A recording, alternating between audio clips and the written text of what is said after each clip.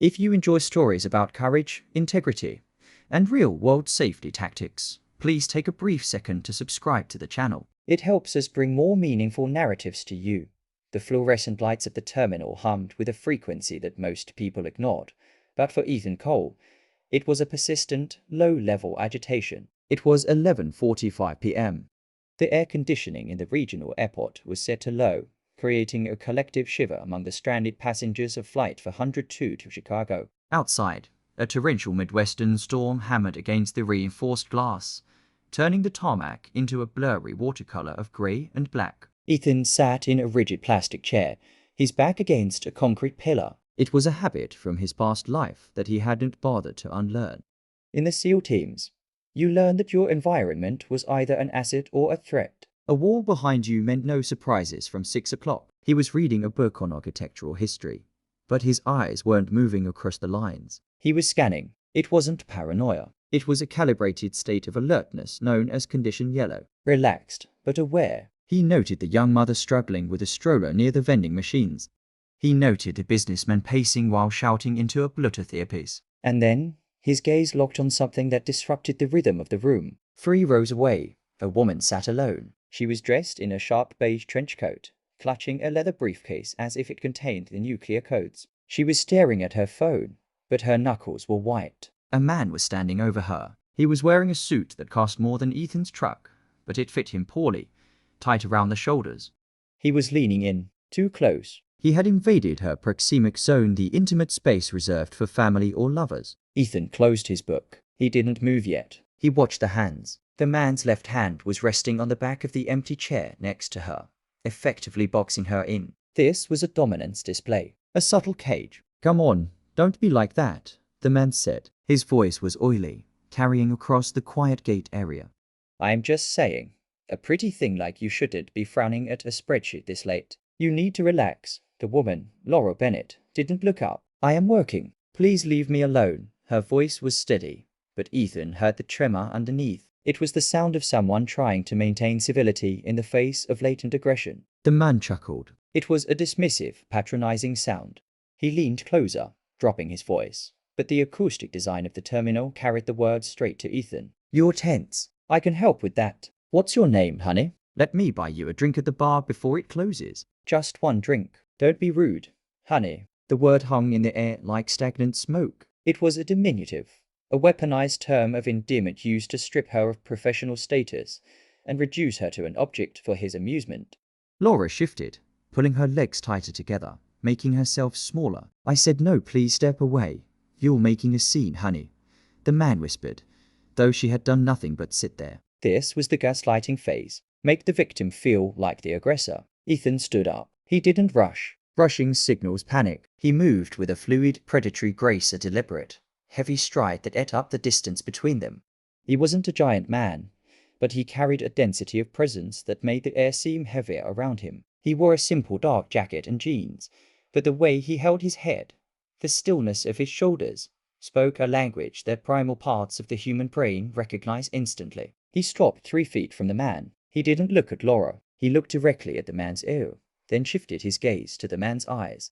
This was the soft focus look, seeing everything, focusing on nothing, ready for anything. The man sensed the heat and turned, annoyance flashing across his flushed face. "Can I help you, pal? We're having a conversation here."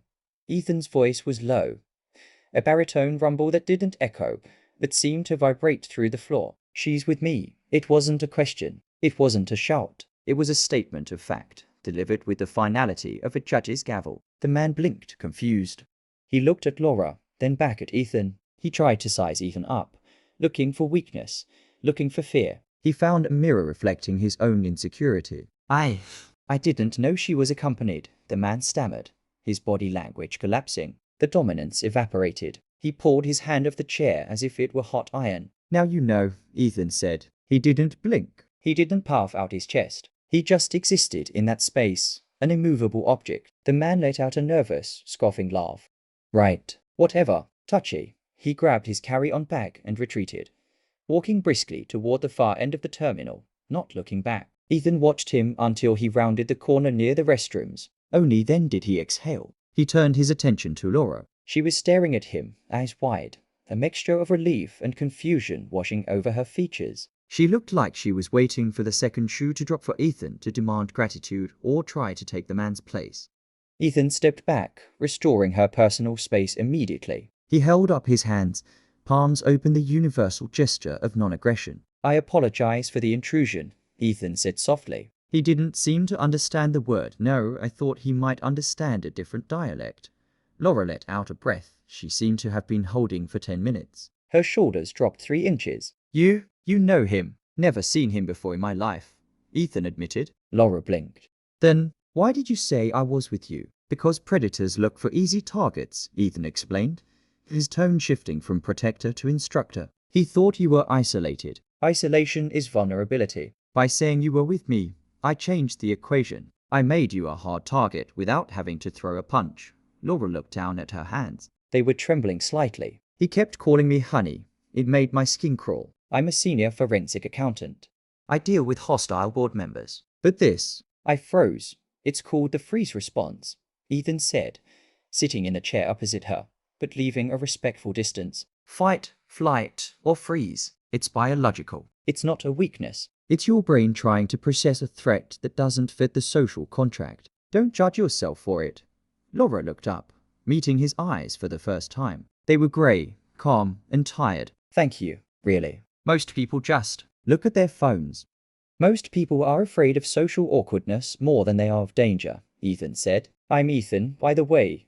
"Laura," she replied. A small smile touched her lips. "So, are we together until the flight boards?" Ethan glanced at the departure screen. The status of Flight 402 had just changed from delayed to cancelled. He looked back at the storm raging outside. "Laura, look at the board. I have a feeling we might be together a little longer than that. And I don't think that guy in the suit is leaving the airport either." The announcement of the cancellation triggered a collective groan that swept through Gate 4. The chaotic symphony of frustration began. Cell phones flipping open. People rushing the desk. The harsh tone of weary travelers berating underpaid airline staff. Ethan didn't move toward the desk. He knew the logistics. There were no other flights tonight. The roads were likely flooded. They were stuck in the grey zone, the secure side of the terminal, in the middle of the night, with limited resources. "What do we do?" Laura asked, looking at the mob forming at the counter. "We don't panic," Ethan said calmly. "First rule of survival: conserve energy. Standing in that line won't change the weather. We need to secure a comfortable spot, get water, and assess the situation." Laura watched him. He moved differently than the corporate men she was used to. He was efficient. He scanned the room constantly. "You're not a travel agent, are you?" she asked, gathering her briefcase. "Private security consultant," Ethan replied, scanning the perimeter. "Formerly Navy." "Ah, the she's with me makes sense now," she said, falling into step beside him, as they walked away from the crowd toward a quieter section of the terminal near a closed coffee shop. "It's a tactic," Ethan corrected. "De-escalation through social proof." "But we have a complication. The storm." "No." "Him." Ethan nodded subtly toward the reflection in the darkened window of the coffee shop. Reflected in the glass 50 yards back was the man from before the grey suit. He wasn't in line at the counter. He was standing near a pillar, talking on his phone, but his eyes were locked on Laura's back. Laura felt a cold prickle run down her spine. "Why is he staring?" "You scared him off." Ethan guided her to a seat that had a solid wall behind it. "I scared of his advance, not his intent. There's a difference. A drunk guy hitting on you leaves when he's embarrassed. This guy isn't drunk, and he's not embarrassed. He's calculating." Laura gripped her briefcase tighter. I think I might know why." Ethan sat down, turning his body so he could watch the approach vectors while talking to her. "I'm listening." Laura hesitated. She was trained to be secretive. As a forensic accountant for a top-tier firm, discretion was her currency. But the isolation of the airport and the calm competence of this stranger made her barriers crumble. "I'm carrying a hard drive," she whispered. "I've spent the last 3 weeks auditing a logistics company in Kansas City, a subsidiary of a massive conglomerate. I found discrepancies, large ones. Money moving to shell companies that don't exist." Ethan's expression didn't change, but his eyes narrowed slightly. "How much money?" "Millions, maybe more.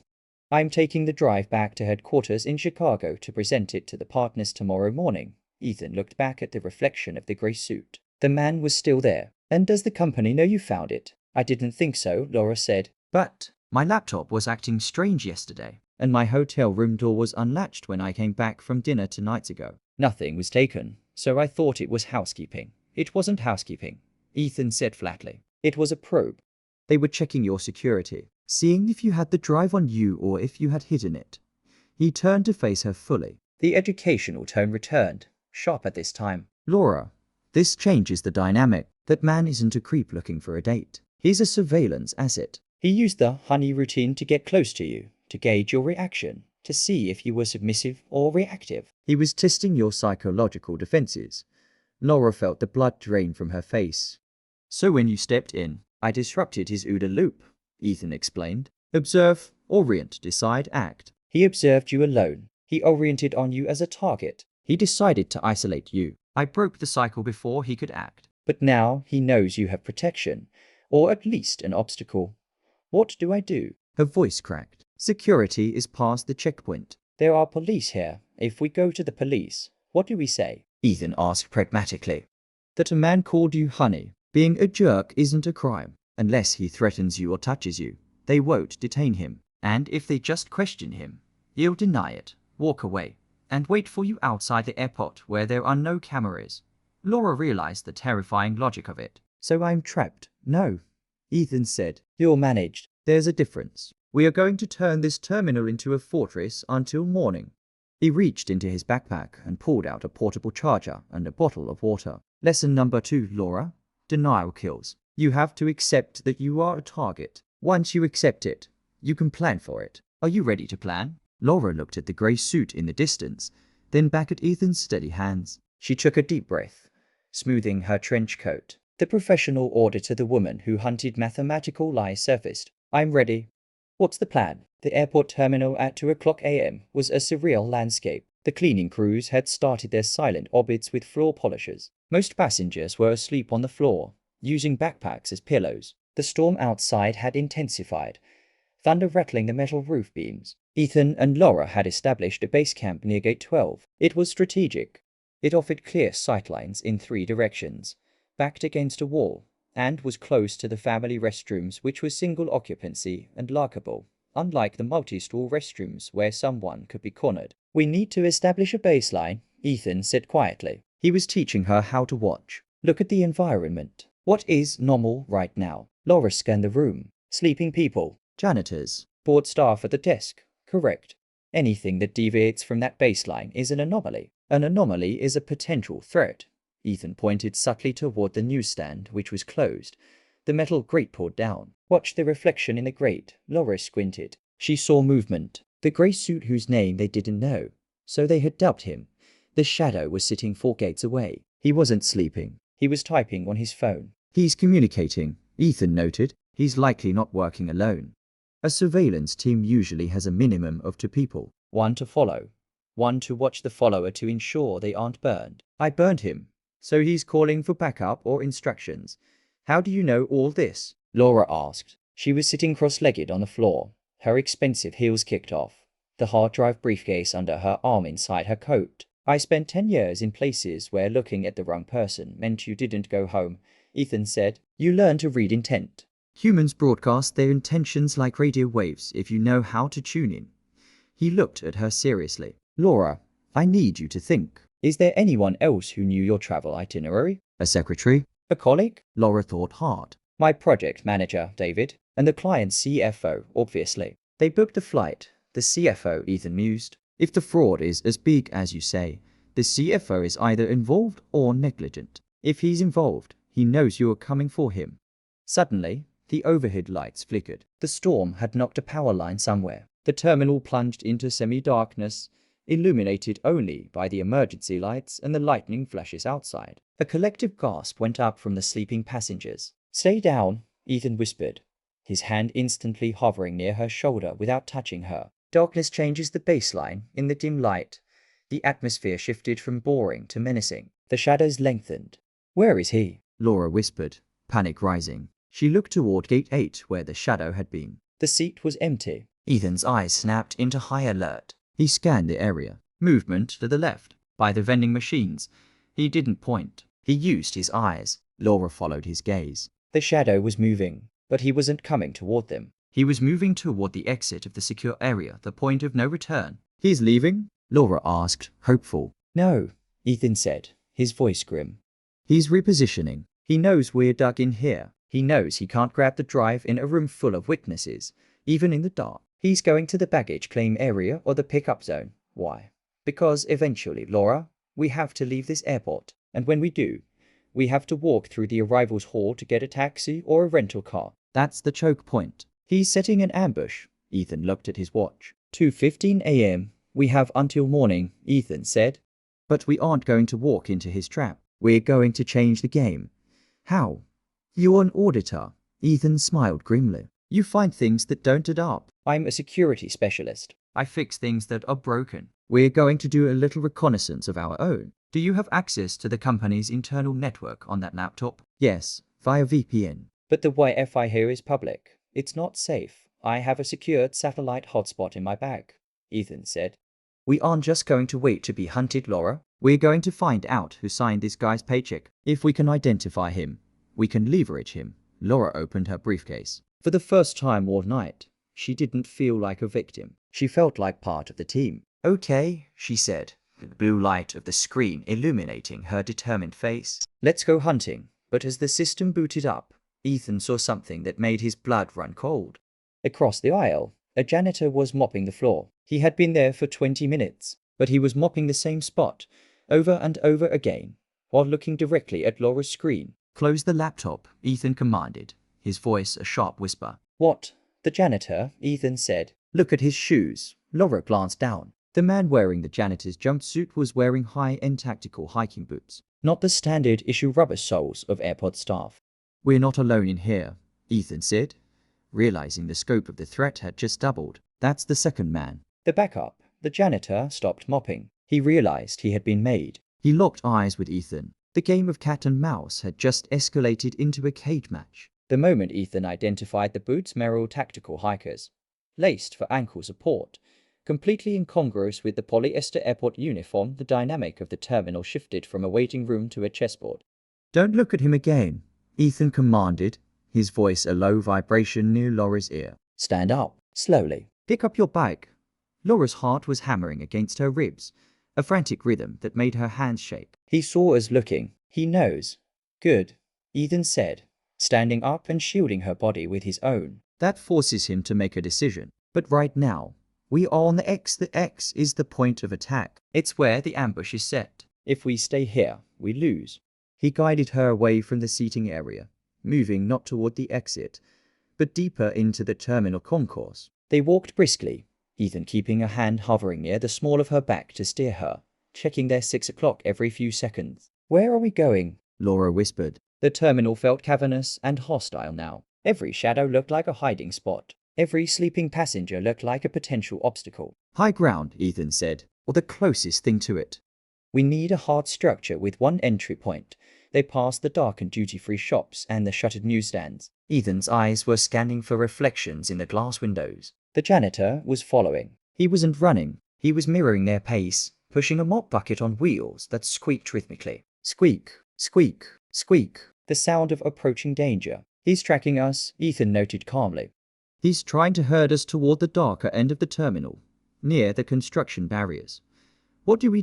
We don't do what he wants, Ethan replied. He spotted the family restroom sign. It was a standalone room, separate from the main stores, with a heavy, solid door. In there, Ethan ordered. Laura hesitated. But that's a dead end. If we go in there, we're trapped. No, Ethan corrected. We're fortified. It's a fatal funnel for him. If he wants to come in, he has to come through one door, and I'll be waiting. It buys us time to think without being watched. They slipped inside. Ethan locked the deadbolt and immediately checked the hinges. They were internal good. The door couldn't be taken off from the outside. He then shoved a heavy metal trash can against the door as a wedge. The room was stark, smelling of industrial antiseptic. The fluorescent light was harsh. Laura slumped against the changing table, clutching her briefcase to her chest. She was hyperventilating. I can't do this, she gasped. I'm an accountant. I look at spreadsheets. I don't do this. Ethan turned to her. He didn't offer empty platitudes. He stepped close, his presence grounding. Laura, look at me. She looked up. Her pupils were dilated. You are in a sympathetic nervous system dump, Ethan explained, his tone clinical but kind. Your body is dumping adrenaline and cortisol into your blood. It's preparing you to fight a tiger. But there is no tiger, just a man in cheap clothes with a mop bucket. You need to hack your biology. He held up for fingers. Box breathing, he said. It's what we do before a raid. Inhale for 4 seconds. Hold for 4. Exhale for 4. Hold for 4. Do it with me. Laura stared at him, but she mimicked his breath. Inhale. 2, 3, 4. Hold. 2, 3, 4. Exhale. After 3 cycles, the trembling in her hands stopped. The fog of panic lifted, replaced by a sharp, cold clarity. Better? Ethan asked. Yes, she whispered. Okay, we're in a bathroom. We're barricaded. What now? Now, Ethan said, pulling his satellite hotspot from his bag and setting it on the sink counter. We find out who rented the tiger. Open the laptop. We need to know exactly who we're dealing with before we make our next move. The family restroom became a makeshift command center. The hum of the ventilation fan masked the sound of their voices. Outside, the squeak of the mop bucket had stopped. The silence was heavier than the noise. Laura opened her laptop. The screen glowed blue, illuminating the tension on her face. Ethan connected the secure hotspot. Do not log into your company email, Ethan warned. If their ID is compromised, they'll see the login location. We need to be ghosts. You said you found shell companies? Yes, Laura said, her fingers flying across the keyboard, finding her rhythm. This was her battlefield. The math, the logic. Funds were being siphoned to an entity called Cerberus Logistics based in Delaware. But Delaware is a black hole for corporate transparency. Search for the registered agent, Ethan directed, leaning over her shoulder, and cross-reference it with private security contracting licenses. Why security? Because the guy outside knows tactical movement, Ethan said. He's not a hired thug from the street. He's trained. That means he's on a payroll. Corporate espionage often uses private military contractors PMCs for the dirty work. Laura typed furiously. Okay, Cerberus Logistics shares a PO box with Aegis Risk Management. Ethan nodded grimly. I know them. They recruit former law enforcement and military who got kicked out for aggression issues. They're expensive. Your CFO isn't just stealing money. He's building a private enforcement arm. Wait, Laura said, her eyes widening as she pulled up the Aegis website's Our Team page. It was a generic corporate page, but there was a photo of a company retreat. She zoomed in. In the back row of the photo, wearing a polo shirt instead of a suit, was the man from the gate. The one who called her honey. That's him, Laura said, pointing. The shadow, and the guy next to him, Ethan asked. Laura scrawled. Standing next to the shadow was a man with a shaved head and a thick neck. That's the janitor, Ethan confirmed. I remember the scar on his eyebrow. So they are Aegis, Laura said. What does that mean for us? It means they have rules of engagement, Ethan said, his mind working through the tactical matrix. They aren't assassins. They are fixers. Their goal is to recover the drive and intimidate you into silence. They won't kill you in an airport too much heat, too many witnesses. They want to isolate you, scare you, and get you to hand over the bag voluntarily. And if I don't, then they will try to orchestrate an accident or a situation where they can detain you. They might pose as security. Suddenly, the doorknob jiggled. Laura froze. The jiggle was gentle at first, then forceful. The lock held. Then, a heavy thud against the door. A shoulder check. Ethan put a finger to his lips. He moved silently to the door, placing his hand flat against it to feel the vibrations. A voice came through the wood. It was the janitor, but he wasn't whispering. He was speaking loudly, clearly, for the benefit of anyone nearby. Ma'am, housekeeping. We have a report of a leak in there. I need you to open up. It was a brilliant move. He was establishing a pretext. If Ethan and Laura refused, he could call real security and say there were suspicious people barricading themselves in a bathroom. Ethan looked at Laura. He pointed to the laptop. Pack it up. Now. We can't stay here, Ethan whispered. He's escalating. He's going to use authority, fake or real, to breach the door. Where do we go? Laura mouthed, terrified. Ethan looked at the ceiling. It was drop tile, too noisy to climb through. He looked at the floor. We're going to open the door, Ethan whispered. Are you crazy? No, we're going to use the element of surprise. Lesson number 3. Action is faster than reaction. He expects a scared woman to cower. He doesn't expect a breach. Ethan grabbed the metal trash can he had used as a wedge. He emptied the paper towels out of it. When I open this door, Ethan instructed, You stay directly behind me. Grab my belt loops if you have to. We are going to move fast and loud.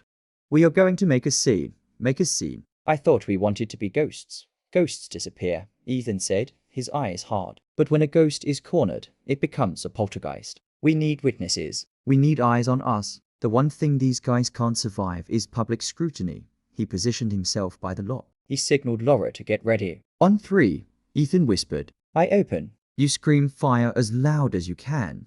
Fire. People run for help, Ethan said.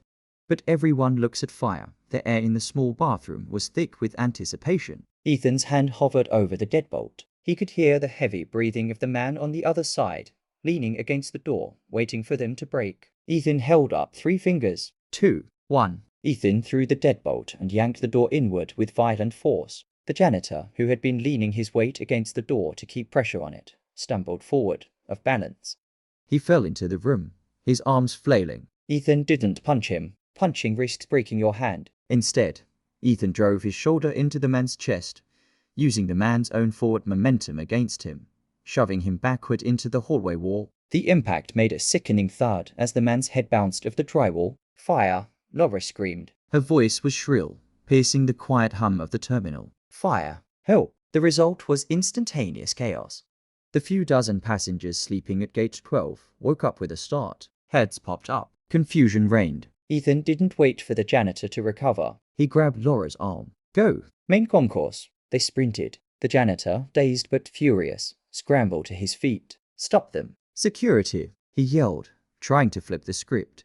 But his voice was lost in the confusion of the waking crowd.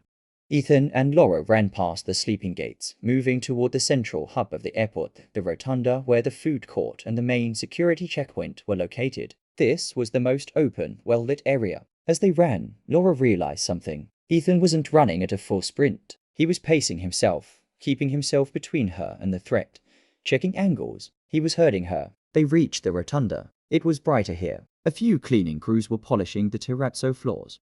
Stop, Ethan ordered. Laura skid to a halt, chest heaving. Why? He's coming. Look, Ethan said, pointing to the far side of the rotunda. Standing near the escalator that led down to baggage claim was the grey suit the Shadow. He wasn't alone. Standing with him were 2 uniformed TSA agents. They weren't looking for terrorists. They were looking at a photo on the grey suit's phone. He co-opted the authorities.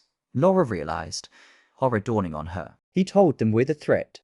Ethan pulled her behind a large display case featuring a local art exhibit. He likely spun a story. Ethan analyzed rapidly. Told them you were a disgruntled employee who stole corporate property, or that I'm a stalker harassing you. He's using their authority to do his work, so we can't go to the police. Not until we control the narrative, Ethan said. If those TSA agents detain us, they hand us over to local PD. In the transition, Aegis, the guys chasing us, will intercept. It's a classic rendition tactic. They were pinned. Behind them, the janitor was recovering and approaching. In front of them, the grey suit and the unwitting TSA agents were blocking the exit. We're surrounded, Laura whispered. The fight had left her. She clutched the briefcase. Ethan, maybe I should just give them the drive. It's not worth our lives. Ethan grabbed her shoulders, turning her to face him. His grip was firm, grounding. Laura, listen to me. If you give them the drive, you lose your leverage. Without the drive, you are just a loose end who knows too much. The drive is your insurance policy. We do not give it up. Then how do we get out? Ethan looked around the rotunda. He saw the skylights. He saw the baggage conveyor belts behind the locked glass doors. He saw the employee-only access corridors. Then, he saw a group of pilots walking through the terminal. It was a flight crew for a cargo plane, carrying their flight bags, wearing their uniforms. They were walking with purpose, heading toward a secure door labeled flight crew only. Ethan smiled. A plan formed. It was risky. It relied on social engineering, not combat. We need camouflage, Ethan said, and we need to disappear in plain sight. He pointed at the pilots. Do you speak French? Ethan asked suddenly. Laura blinked. I took 2 years in college. A little. Good enough, Ethan said. Take off your trench coat. Put your hair up. Change your silhouette. Ethan stripped of his own jacket, revealing a simple black t-shirt. He took a pair of wire-rimmed glasses from his pocket reading glasses and put them on. He instantly looked less like a warrior and more like a weary tech support worker. We aren't running anymore, Ethan said. Running attracts the predator's eye. We are going to walk right past them. How? By becoming something they aren't looking for. They are looking for a scared woman and a protector. We are going to be an arguing couple. Arguing? Yes. Loudly. In French. About money. Ethan grabbed her hand, not gently, but with the exasperation of a tired husband. Lesson number 4. People avert their eyes from domestic conflict. It makes them uncomfortable. They will look away. Even the cops. The janitor was closing in from the hallway. The grey suit was scanning the rotunda. Ready? Ethan asked. Laura took a deep breath, channeled her fear into anger, and nodded. Action, Ethan whispered. He stepped out from behind the display case, dragging her slightly, and began shouting in broken, aggressive French. J'ai dit QC tate you any mauvaise idée. I told you it was a bad idea. Ethan shouted, waving his arms. Laura picked up the cue. She didn't have to act much. The stress was real. She shouted back, her voice cracking.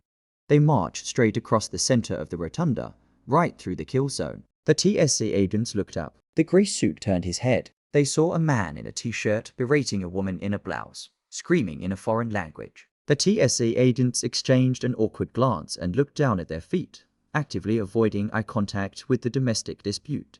The grey suit frowned, scanning them, but his brain was looking for a trench coat and a jacket, for stealth, not for this noisy public meltdown. They walked right past him, 5 feet away. Laura's heart was in her throat. She could smell the grey suit's cologne, expensive sandalwood. She wanted to run, but Ethan's grip held her to a walk. They cleared the rotunda. They turned the corner toward the cargo crew entrance. As soon as they were out of sight, Ethan pulled her into a service alcove.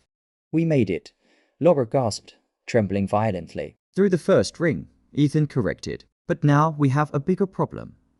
He pointed to the flight crew only door the pilots had just used. It hadn't fully latched behind them. That leads to the tarmac, Ethan said. To the cargo planes. It's a federal zone. If we go through there, we are felons. If we stay here, they will find us in 5 minutes when they realize the French couple was us. Laura looked at the door.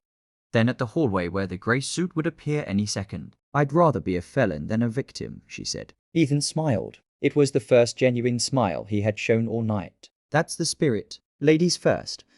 He held the door open, and they stepped out of the air-conditioned terminal and into the humid, stormy night of the tarmac. The game had just moved outside, and out here, amidst the roar of jet engines and the driving rain, there were no cameras, no witnesses, and nowhere to hide. The transition from the sterile, conditioned air of the terminal to the tarmac was like stepping into a blast furnace. The storm had passed its peak, but the rain was still falling in heavy, vertical sheets, and the wind whipped around the massive hangars, carrying the smell of jet fuel and wet concrete. Ethan and Laura stood on the metal gantry just outside the service door. The noise was deafening, the whine of auxiliary power units APUs from parked aircraft, the rumble of fuel trucks, the distant thunder. Stay low, Ethan shouted over the wind. He grabbed Laura's hand, guiding her down the metal stairs to the ground level. The tarmac is a kill zone. Open sightlines. No cover. Where are we going? Laura yelled, shielding her eyes from the rain. Her blouse was instantly soaked, clinging to her skin. She shivered, not just from cold, but from the raw exposure of being out here. The cargo terminal. Ethan pointed to a massive structure about 300 yards away, bathed in orange sodium vapor floodlights. Those cargo planes fly all night. If we can get near the loading docks, we can find a place to hide or a vehicle. They began to move, weaving between the massive wheels of parked regional jets and baggage carts. Ethan moved with a tactical fluidity, checking every corner.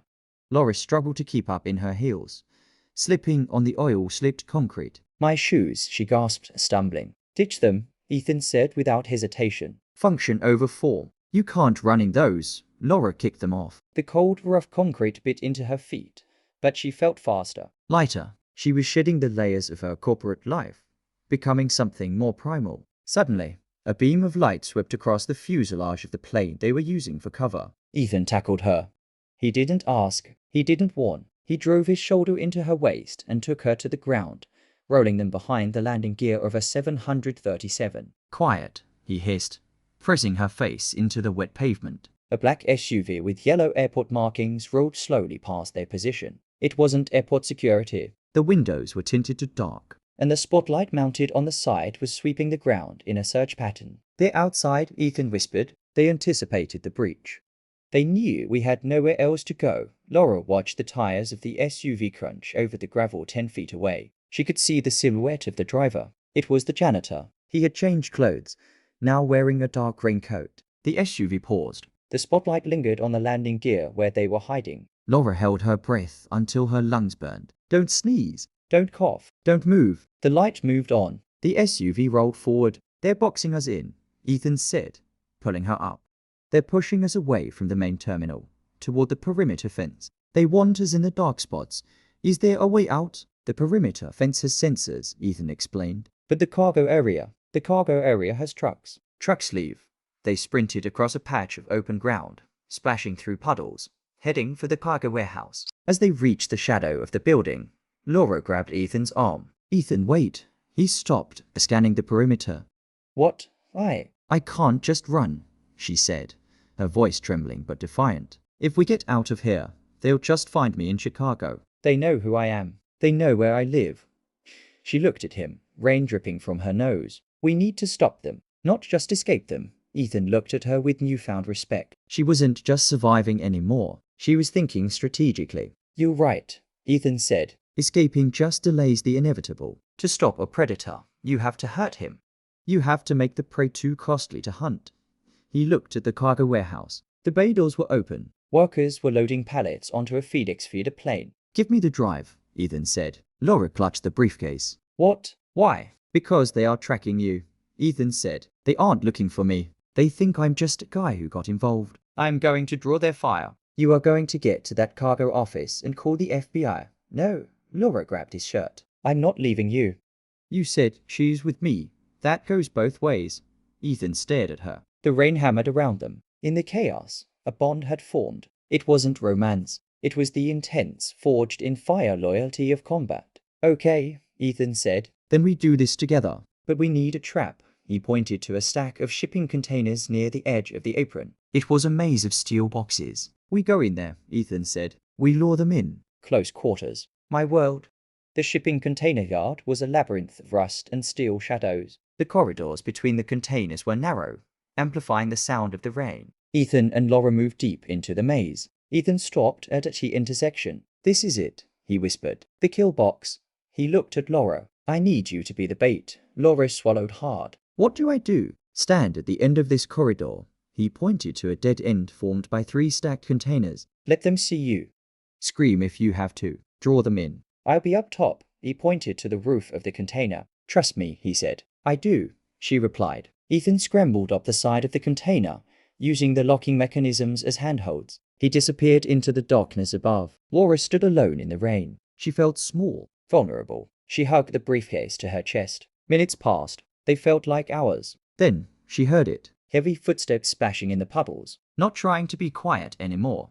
The grey suit rounded the corner. He was holding a pistol, a suppressed 6 Sauer. He wasn't smiling anymore. He looked wet, angry, and tired. End of the line, honey, he growled, raising the weapon. Laura backed up until her back hit the cold steel of the container. Stay back. Give me the drive, the grey suit demanded, walking forward. And maybe you walk out of here with just a few broken bones. He was 10 feet away. 8 feet. 6 feet. Now, Laura screamed, looking up. The grey suit looked up, confused. From the darkness above, Ethan dropped. He didn't land near the man. He landed on him. It was a vertical ambush. Ethan's boots slammed into the man's shoulders, crumpling him to the ground like a wet paper bag. The gun skidded across the pavement. The grey suit groaned, trying to rise, but the wind had been knocked out of him. Ethan rolled to his feet instantly. He grabbed the man by the lapels of his expensive, ruined suit and slammed him against the container wall. Who hired you? Ethan barked. His forearm pressed against the man's windpipe. The man wheezed, blood trickling from his nose. Go to hell. Ethan applied pressure. Wrong answer. Suddenly, a shot rang out. Crack. A bullet sparked off the metal container inches from Ethan's head. Ethan! Laura screamed. At the other end of the corridor, the janitor stood, holding a weapon. He had flanked them. Ethan released the grey suit and dove for cover, tackling Laura behind a pallet of cargo. Pin down, Ethan muttered, checking the angle. He has the high ground now. He's on the far container. They were trapped in the dead end. The grey suit was recovering, groping for his weapon in the dark. The janitor had them in his sights. We need a distraction, Ethan said. He looked around. There was nothing but the briefcase. He looked at Laura. Do you trust me with the drive? Yes. Hand it here. Ethan took the briefcase. He opened it slightly, enough to activate the laptop inside. He pulled out the lithium battery. Lesson number 5, Ethan said, pulling out a pocket knife. Improvise. He punctured the lithium battery casing. It began to hiss and smoke immediately as the lithium reacted with the moisture in the air. Fire in the hole, Ethan yelled. He threw the sparking battery toward the puddles near the janitor's position. When the lithium hit the standing water, it exploded with a blinding white flash and a shower of sparks. It wasn't a grenade, but in the dark, rainy night, it looked like one. The janitor flinched, ducking for cover. Move, Ethan yelled. He grabbed Laura and they sprinted toward the explosion, through the smoke, past the stunned janitor. They broke out of the container maze and found themselves near the perimeter fence. But there was no gate, just 10 feet of chain link topped with razor wire. And behind them, the 2 men were recovering, angry and coming for blood. We can't climb that, Laura cried. Ethan looked at the fence. Then he looked at the service road running parallel to it. Headlights were approaching. A fuel truck. We're not climbing, Ethan said. We're hitchhiking. The fuel truck was moving slowly, maybe 15 miles per hour, observing the speed limit of the tarmac. It was a massive tanker, heavy and unstoppable. When it passes, grab the rear ladder, Ethan instructed. Do not let go, the truck rumbled past. Ethan grabbed the ladder and swung himself up. He reached down, extending his hand. Laura, jump. She ran alongside the moving metal beast. Her bare feet slapped the wet asphalt. She reached out, their hands locked. Ethan's grip was iron. He hauled her up onto the rear platform of the tanker just as a bullet pinged off the metal tank next to them. They clung to the back of the truck as it drove toward the exit gate. The security guard at the gate saw the truck, waved it through, not seeing the 2 figures clinging to the dark rear of the tank. The truck rolled out of the secure area and onto the public access road. Jump when it slows for the turn, Ethan shouted over the engine noise. The truck braked for a corner. They leaped off, rolling into the wet grass of the ditch. They lay there for a moment, mud-soaked, exhausted, gasping for air. Laura looked at Ethan. He was bleeding from a cut on his forehead. She was covered in grease and rain. Did we lose them? She asked. Ethan sat up, peering through the tall grass back toward the gate. The black SUV was there, stopped at the checkpoint. The guard was talking to them. The gate arm was down. We lost them, Ethan said. For now. They can't follow the truck without raising suspicion at the gate. He looked at Laura. You still have the drive? She tapped her chest. The hard drive was tucked inside her shirt, safe. The briefcase and the laptop had been left behind as a decoy. Then we have the evidence, Ethan said. And we have one more stop to make. The police? No, Ethan said, standing up and offering her a hand. We're going to the one place they won't look. The broadcast tower. He pointed to the red blinking lights of a radio tower on a nearby hill. Why there? Because, Ethan said, the best way to protect a secret is to tell everyone. We're going to upload that data to the cloud using their high-speed link, and then we're going to email it to every major news outlet in the country. By morning, you won't just be a target. You'll be a headline, and headlines are hard to kill. Laura smiled. It was a fierce, dangerous smile. Lead the way, soldier. They began the trek up the muddy hill, leaving the airport and the victims they used to be behind in the storm. The climb to the radio tower was a grueling ascent through wet brush and sliding mud. By the time Ethan and Laura reached the chain link fence surrounding the relay station, they were unrecognizable, covered in grime, soaked to the bone, breathing in ragged gasps. The station was a small, unmanned concrete block housing the transmitters for a local news affiliate and cellular repeaters. It hummed with high-voltage electricity, a sound that felt like safety to Ethan. It's locked, Laura said, rattling the gate. And there's razor wire. Ethan didn't answer. He moved to the corner of the fence where the ground had eroded slightly from the storm. He lay on his back and used his legs to push the bottom of the chain link up, creating a small gap.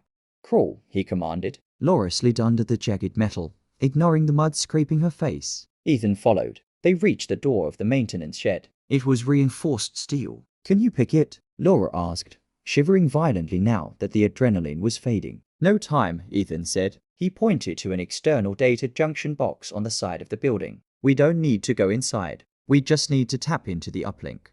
He pulled a multi-tool from his pocket and unscrewed the faceplate. Inside was a bundle of fiber optic cables and an Ethernet service port for technicians. Give me the drive, Ethan said. Laura handed over the hard drive. Ethan produced a connection cable from his waterproof pouch, part of his standard everyday carry EDC kit. He connected the drive to the service port, then bridged it to his phone to act as the interface. "Okay," Ethan muttered, his fingers working clumsily in the cold. "I'm bridging the connection. We're using their microwave link. It's unencrypted on the maintenance channel." The screen lit up. "Signal strength, 100%. Laura leaned over his shoulder. "Send it to the list I gave you. The New York Times, the SEC, the FBI tip line." Ethan's thumb hovered over the execute button. Suddenly, the beam of a flashlight cut through the darkness, illuminating them against the grey concrete wall. "Step away from the box." It was the grey suit. He was standing on the other side of the fence, his gun drawn, aimed through the chain links. He was panting, his expensive shoes ruined, his face a mask of desperation. The janitor was behind him, looking equally ragged. "It's over, Ethan," the grey suit yelled. "You have nowhere left to run. Open the gate and give me the drive, and I walk away." "You live." Ethan didn't move his hand from the phone. He didn't look at the gun. He looked the man in the eye. "You're too late," Ethan said calmly. "I said step away." The man's hand shook. He was desperate. He knew his career, his life, depended on that drive disappearing. "Laura," Ethan said softly, not breaking eye contact with the gunman. "Press the button." Laura froze. The gun was pointed right at them. "If you press that," the grey suit screamed, "I will fire." Ethan stepped in front of Laura, blocking her body with his own. He presented himself as the target. "Do it, Laura," Ethan said. "He won't shoot." "Why?" she whispered. "Because right now, we are a problem," Ethan said, his voice projecting clearly to the men at the fence. "But if you pull that trigger, we become martyrs. And if that data goes out, you aren't just corporate fixers anymore. You're murderers investigating a federal crime." Ethan stared down the barrel of the gun. "Lesson number 6, Ethan said to the man. "Know when you've lost." The progress bar on the phone screen started to fill. 10%, 40%, 70%. The grey suit watched the screen glowing in the dark. He lowered the gun slightly. He did the math. Killing them now wouldn't start the upload. It would only guarantee a life sentence. Upload complete. A ping sounded from the phone. Then another. Then a cascade of notifications as the auto receipts from the email service started flooding in. Ethan picked up the phone and held it up, displaying the screen. "It's done," Ethan said. "The SEC has it. The press has it. Your boss in Chicago is probably getting a phone call right now." The grey suit stared at them for a long moment. The fight drained out of him. He holstered his weapon, adjusted his wet jacket, and looked at the janitor. "Let's go," he said quietly. "We're just leaving them." The janitor asked, stunned. "There's no point," the grey suit said, turning his back. "We're already dead." They disappeared into the darkness of the tree line, fleeing not from Ethan, but from the inevitable legal storm that was about to break. Ethan sagged against the wall, the exhaustion finally hitting him. He slid down to the ground. Laura sat next to him. She didn't say a word. She just rested her head on his shoulder, listening to the hum of the transformer and the distant sound of sirens approaching on the highway below. "You were right," she whispered. "About what?" "He didn't shoot." Ethan closed his eyes, letting the rain wash the mud from his face. "I wasn't sure he wouldn't, but it was the only play we had." Laura laughed, a jagged, tearful sound. "You're crazy. I'm safe," Ethan corrected. "And now, so are you." 6 months later, the coffee shop in downtown Chicago was warm, smelling of roasted beans and cinnamon. Outside, the autumn leaves were turning gold, blowing across the pavement where commuters rushed to work. Laura Bennett sat by the window. She looked different. Her hair was cut shorter, sharper. She wasn't wearing a trench coat. She wore a leather jacket and boots. She sat with her back to the wall, her eyes scanning the room casually every few minutes. She wasn't paranoid. She was prepared. On the table in front of her was a newspaper. The headline read, "Logistics Giant Collapses. CFO Indicted in Billion-Dollar Fraud Scheme." The article detailed the anonymous tip and the hard drive evidence that had exposed a network of shell companies and private intimidation tactics. The security firm, Aegis, had been raided, licenses revoked, arrests made. The door chimes jingled. Ethan walked in. He looked exactly the same as he had that night at the airport, wearing a nondescript jacket and jeans, moving with that quiet, unassuming gravity. He spotted her immediately because he had checked the room before he even entered. He walked over and sat down opposite her. He didn't say hello. He just smiled, a small crinkle at the corners of his eyes. "You picked a good table," Ethan said. Good sidelines. I had a good teacher, Laura replied, sliding a coffee across to him. Black. No sugar. Ethan took a sip. How are you holding up? The trial starts next week, Laura said. I have to testify. But I am not afraid. She looked down at her hands. They were steady. I used to think safety was about rules, she said. About staying in the lines. Don't talk to strangers. Be polite. Don't make a scene. She looked up at him. You taught me that safety is about ownership. Owning your space. Owning your voice. And knowing that it's okay to be rude if it keeps you alive. Ethan nodded. Civilization is a thin coat of paint, Laura. Most of the time it holds, but when it cracks, you have to be ready to paint it yourself. I never thanked you properly, she said, for that moment, when you stood up. You didn't know me. You didn't know about the drive. You just saw a guy calling me honey. That was enough, Ethan said seriously. Evil doesn't always start with a gun. Sometimes it starts with a word. A boundary crossed. If you let the small things slide, the big things follow. He reached into his pocket and pulled out a small challenge coin, a Navy SEAL tradition. He placed it on the table. It had no unit insignia, just a Latin phrase, non sibi sed patri, not for self, but for country. But on the back, someone had engraved a new word, vigilance. Keep it, Ethan said. A reminder. You don't need me anymore. You saved yourself on that tarmac. Laura picked up the coin. It was heavy, cool to the touch. Where are you going now? She asked. Ethan stood up. There's another airport, another flight, probably another storm. He paused, looking at the door. People are always watching, Laura. Predators are watching for weakness. I'm just watching for the predators. Will I see you again? Ideally, no. Ethan smiled. If you see me, it means something has gone wrong. Have a boring life, Laura. You too, Ethan. He turned and walked out of the coffee shop, blending instantly into the crowd on the sidewalk. Within seconds, he was gone. Just another grey jacket in a city of millions. Laura watched him go. Then she turned back to her coffee. A man at the next table leaned over. He had been eyeing her for a few minutes. Excuse me, sweetheart, he said, grinning. You look a little lonely over here. Want some company? Laura didn't freeze. She didn't look down. She didn't apologize. She turned her head, locked eyes with him, a flat, unblinking stare that communicated absolute boundaries. No, she said clearly. I am not lonely. And I am not, sweetheart. Back off. The man blinked, startled by the intensity of her gaze. He muttered an apology and turned back to his phone, shrinking into his chair. Laura took a sip of her coffee. She fingered the coin in her pocket. She wasn't with Ethan anymore, but she was finally, truly, with herself. The end. This story reminds us that safety isn't just about physical strength, it's about mindset. The freeze response is natural, but it can be overcome with training. Awareness is your first line of defense. If you found value in Ethan and Laura's journey, please like and subscribe for more stories that combine thrill with real-world lessons. Stay safe, stay alert, and never be afraid to say, back off.